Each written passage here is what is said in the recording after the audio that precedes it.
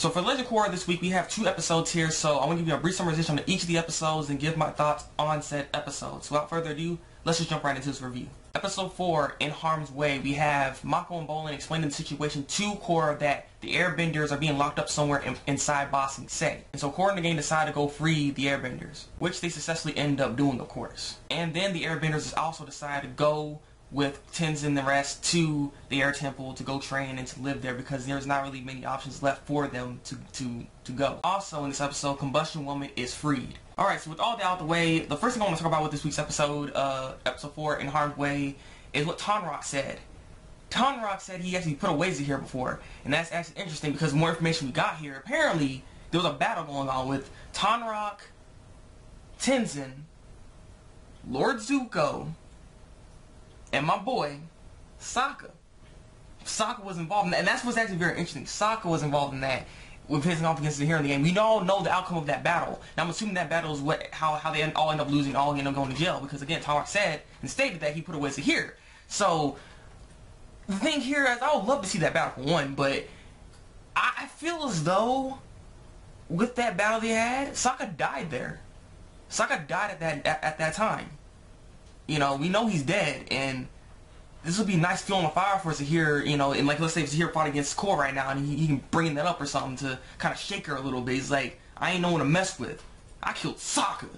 Sucker. But yeah, all this is very interesting. When it comes to Zaheer, by the way, too, back then, of course, he was an airbender, so he was a normal person, so Sokka actually had someone to fight. So, and that's another cool, interesting thing about it, too. So, yeah, he actually had somebody to go after. And he didn't have to face all these freakazoids. Yeah, freakazoids. It's nice to hear about Lake Laogai again, though, because, you know, they were trying to look for the Airbenders, and they were thinking that the Airbenders were locked under Lake Laogai and everything, but no, that wasn't the case. But it's nice to hear about it again. And the last thing I want to talk about this episode, actually, and this was actually very interesting, I wonder if they're going to bring this back at some point, though, because I don't know, but the thing here, when it came to the Earth Queen, she stated that if you take my men, if you take these Airbenders away, you're basically gonna start a war. I'm gonna go after you. I'm gonna bare my fangs at you, Korra. And Korra's like, I'm taking them. I don't care. And of course, like I said, they did take the Airbenders. So I'm wondering, is the Earth Queen actually going to go and attack Korra at some point in time within the rest of these episodes? You know, I mean, I don't want them to sidestep this kind of issue here because it's still a problem. Just because you got the Airbenders out doesn't necessarily mean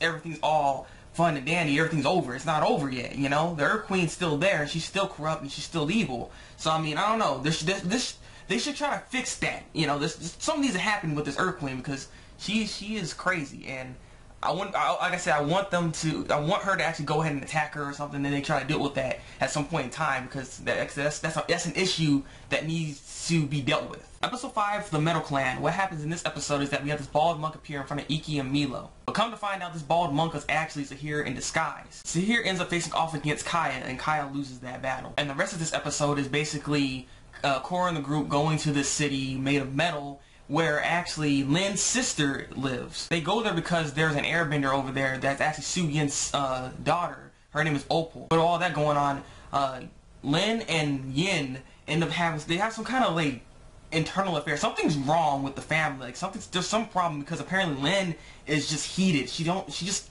all in her emotions, and we don't really know what the problem is exactly, but it's just escalating to really high points. Alright, with the summarization out the way, the first thing I want to talk about here is, with this episode here, the Metal Clan, Varrick is here. Okay, you know, it's like, I'm surprised that he's, you know, I mean, he really actually is free right now, like, and he's making something else. It's like he's making a new transportation system, using some magnets and crap. I mean, he's still being that inventive, whiz kind of person that he is. It's just interesting that this sucker actually is free right now. I mean, the thing is, Suyin believes in a lot of second chances for people. People can change, again, which is the theme of this season here, people changing. And Varg apparently has changed in some ways, and I guess he's seen light. He ain't trying to be as evil or, you know, be stupid like he was before. But of course, you know, Lin isn't happy about that. But Lin in this episode, I really don't know what the heck's the problem. Like, what we find out, little information that we do get is that Suyin and Lin, you know, when it comes to their mother, which is Toph wanted to let them be free as I don't know what. Like, because if you remember her life, she was always restricted, so she's doing total opposite of what her parents were doing, and that's so like her. And so the thing here is, because of that freedom, they were trying to fight for her attention, basically, and at the end of the day, it didn't work. It really didn't work, and they kind of chose their own path. Like, freaking, Lin chose the path similar to her mother, which is, she joined the police force, and Suyin just kind of did her own thing, traveling the world and stuff like that. So, it kind of didn't work at the end of the day because she didn't really care. She just was, like, upset about both of them regardless. But I didn't really actually explain, like, what's going on. Like, why is Lin so upset about everything? She was even saying that she kind of, like, broke up the, Suyin broke up the family in some ways. But how? Like I said, we really need to know what's going on and what's really in Lin's head right now, because right now she's over emotional, especially what happened in the last bit of this episode. This last part of this episode, freaking Korra, man, you just freaking burned her so bad. I was like, I was just like, it was ridiculous. It was ridiculous. Because what Korra does, she tried to get Opal to talk to Lin, because Lin didn't want to talk to Opal because, that's Lin's sister's daughter. And so she's like, she ain't trying to deal with anything right now, but Opal's trying to, like, get to know her and stuff. She just wants to know what's up, like, what's going on. But freaking Lin's like, get out of here. And then Opal freaking cries, runs away, and then Korra's like, what's wrong with you? What's wrong with you? And then what she says here, I was like, the pain. That was the worst line I've ever heard Korra ever say to anybody. To anybody. And Korra said some bad stuff to some people sometimes, like, seriously. But Korra said, you'll just be an old, bitter woman, alone forever, basically. And it was like, I was like, dang. And the thing is, after Korra left, freaking Lil was crying. I was like, oh, dang. The burn was so powerful. And speaking of Opal, actually, Opal and Bolin, they're kind of hitting off in this episode here, so, that's the thing. Some more relationship stuff happening. When it comes to the fight with Kaya and Zaheer, that was a good fight here, actually.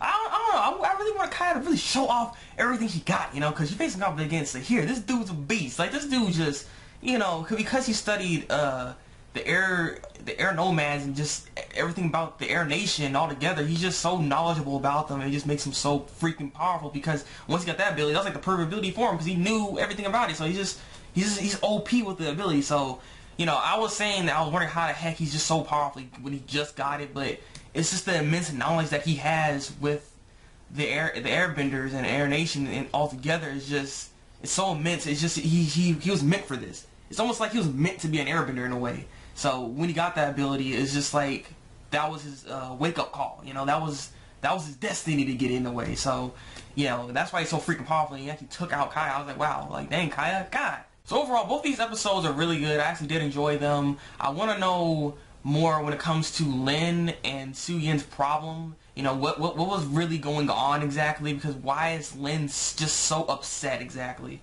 Hopefully Korra also gives her an apology too, because that was a little uncalled for. That crap was that was ridiculous.